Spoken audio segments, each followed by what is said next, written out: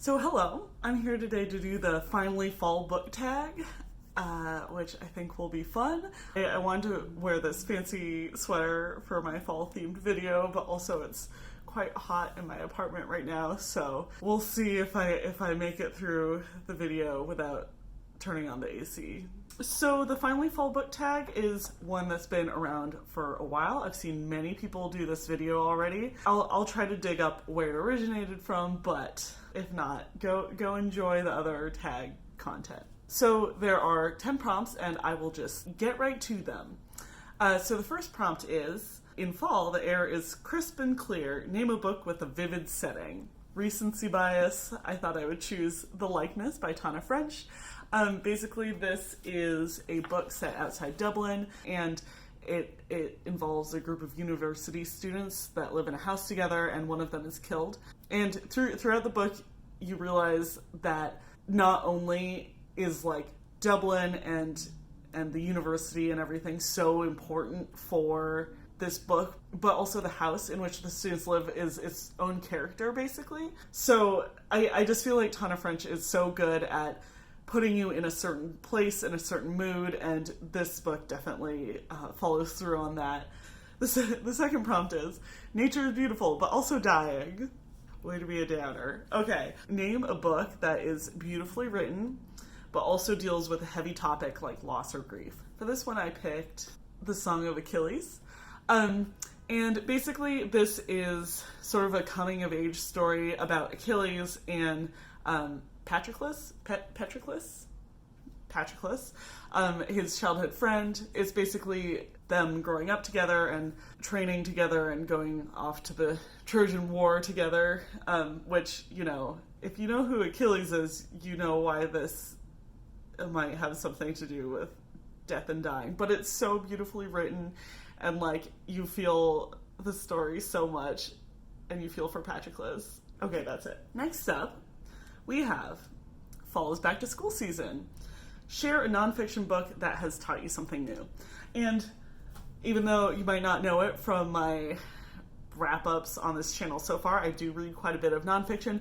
So for this one, I decided to choose a bit of nonfiction that is more academic than the nonfiction that I normally read, but it still taught me a lot, and that book is White by Law.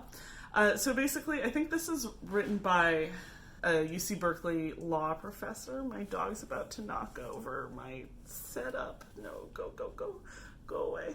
I would give you some Michelle social time, but also she's sitting on my bed, and my bed is very messy. We have like a very small oasis of organization over here. This copy is obviously very beaten up, but White by Law is basically sort of how whiteness has been created in the United States through legal means, and it goes a long way in explaining how whiteness and race in general can be like very real, but also a societal construct. I'm not a lawyer, so I'm not sure I picked up on all of the like legal arguments that he was talking about, but it is quite short, and it did absolutely change the way I think about race. So next up, we have, in order to keep warm, it's good to spend some time with the people we love. That's nice. Name a fictional family / household / friend group that you'd like to be a part of. I chose We Ride Upon Sticks. So basically this is a story set in the late 80s in Massachusetts, I guess. It's set like basically where Salem, Massachusetts is. It's about a varsity field hockey team that makes a pact with the devil or some greater power to start winning their field hockey season. Basically, each chapter is told through a different point of view. So you're getting a huge number of different experiences. It's definitely a great ensemble book, but it also just, you know, the description of how the team comes together and supports each other, and it's not like they're all the same person, or they're all like it's not like they're completely obsessed with each other, but you see how they fit together as people and help each other grow. I've never really felt like I should have been on a sports team, or like I never felt like that was missing out growing up, because I'm, you know, a nerd. Hello, booktube. But this one did sort of make me feel like it might have been nice to be part of a team at some point. That just sounds sad. It's a very good book. Okay. Prompt number 5 is, the colorful leaves are piling up on the ground. Show us a pile of fall-colored spines. And boy, oh boy, I am happy to. A lot of these I haven't read. Some of them I have. I think on the bottom here is... Let me just pull them out because, you know, these are fun books I want to talk about. You Never Forget Your First, which is a new book. I just bought it like 3 days ago, and I got it from Books Are Magic, so it's a signed copy. Support your local bookstores.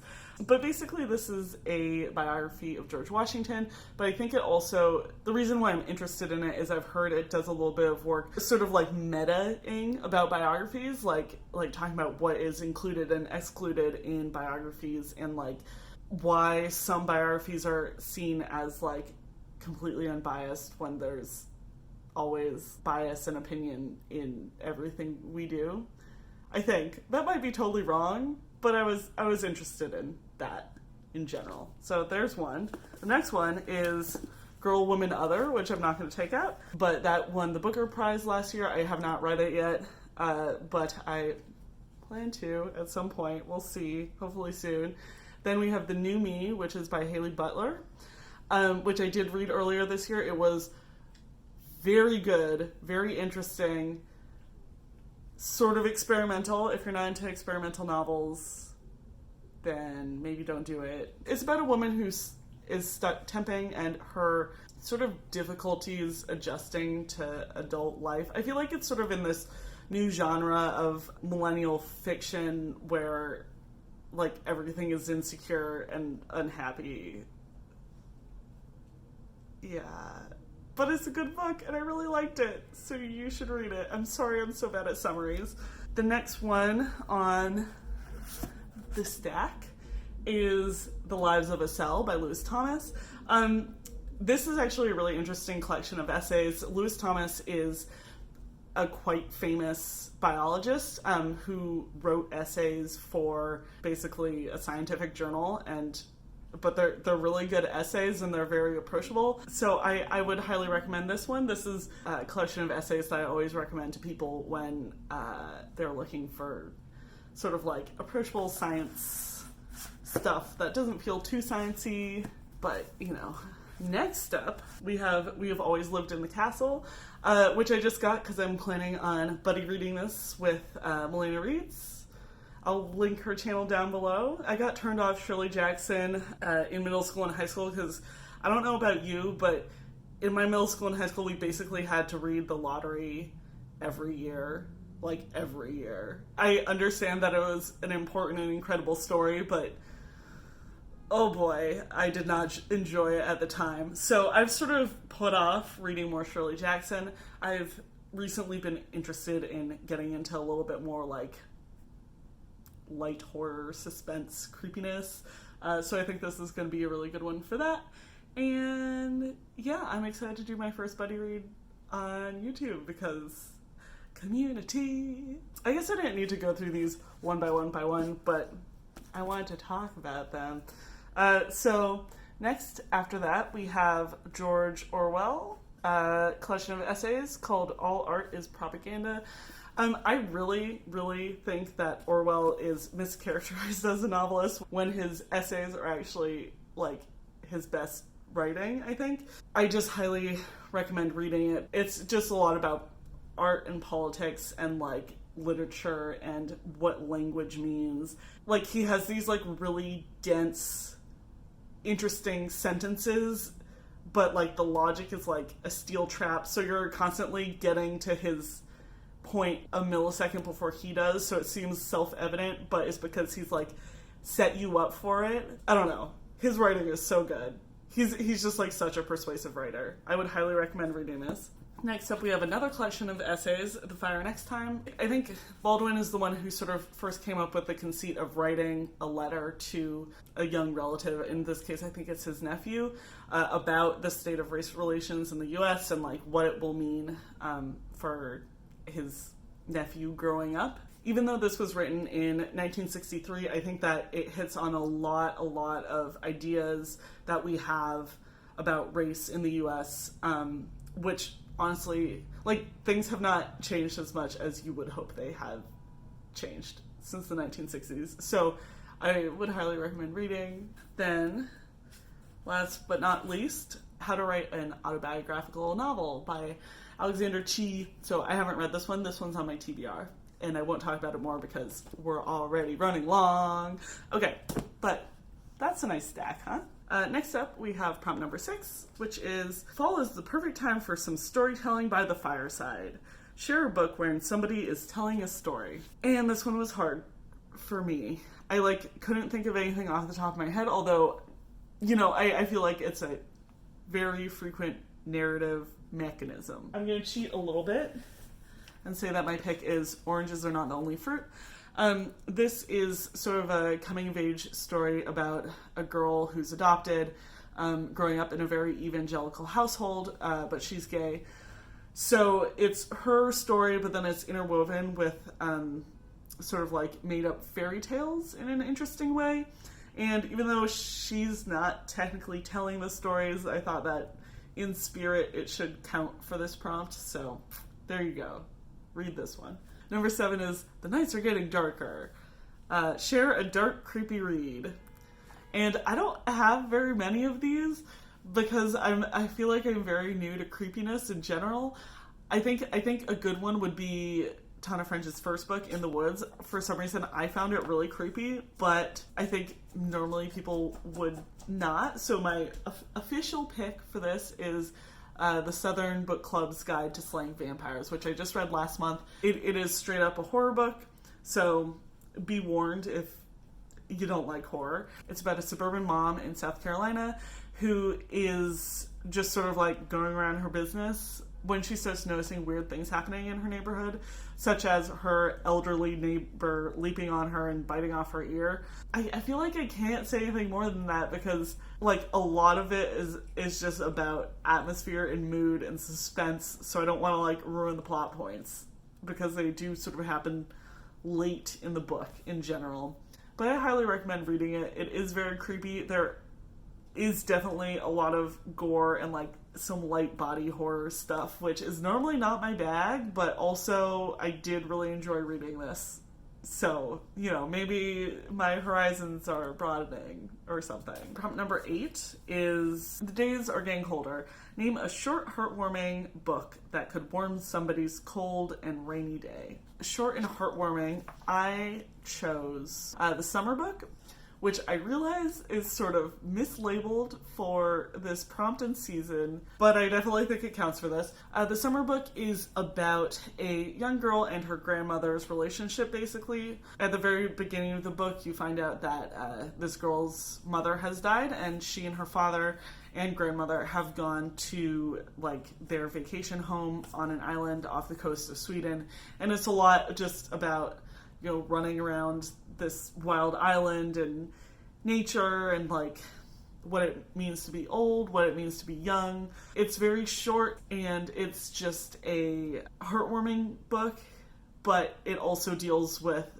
darker things also, which I sort of feel needs to be true if you want a book that's not going to be too twee, I guess, if that makes sense. Prompt number 9 is Fall returns every year. Name an old favorite that you'd like to return to soon. I picked up The Golden Gate, which is written by Vikram Seth. I think it was his, PhD thesis or something. He's much more famous for A Suitable Boy, which is a book that's, this thick, whereas this guy is a novel in verse, and it's only, maybe 200 pages long, 250 pages long.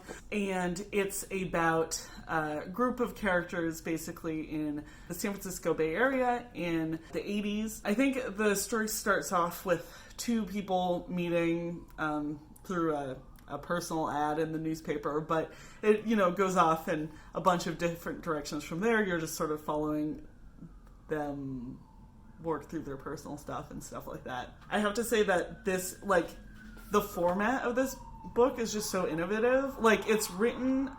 There's a siren. Wee, wee, wee. I live near a hospital, so there's always a siren here. This is written in, what is it, the Onegin sonnet format. It's like a very complex rhyming scheme, but it keeps you going in the way that I feel like other sonnets don't. This is written in iambic tetrameter, rather than iambic pentameter. Pentameter? That sounds weird when I say it out loud. This is such a dumb thing to have an opinion about, but I feel like it does drive the story forward more being in tetrameter versus pentameter, because if you think about, like, da-da-da-da-da-da-da-da, like, that line has more forward motion than, like, da-da-da-da, da-da-da-da-da-da-da-da. No? I mean, I think it does. So if you're like, da-da-da-da-da-da-da, da-da-da-da-da-da-da, you're expecting the fifth one to be there because most things are written in pentameter. So you're like, keep going. Whereas with pentameter, you're like, da-da-da-da-da-da-da-da-da, da-da-da-da-da-da-da-da-da. Anyways, I'm sorry. I'm really sorry. Almost done. Number 10 is fall is the perfect time for cozy reading nights. Share your favorite cozy reading accessories. And I brought a mug out for this because tea and coffee, it's the best accessory that goes in my body and fuels me. Yeah, this is my favorite mug. Isn't it nice looking? But since Michelle has been giving me hell for filming today, I think that she counts as an accessory. So we're gonna go look at my dog. Hello. Okay, I'm trying to get a good shot. Hi. What's up, sweetie? Hi. There we go. That's my dog. And I've now picked up my camera and it's going to take me forever to set it back up. So I'm just going to sign off like a vlog. Thanks for doing this tag with me. I'm not going to tag anybody because I feel like I'm late here.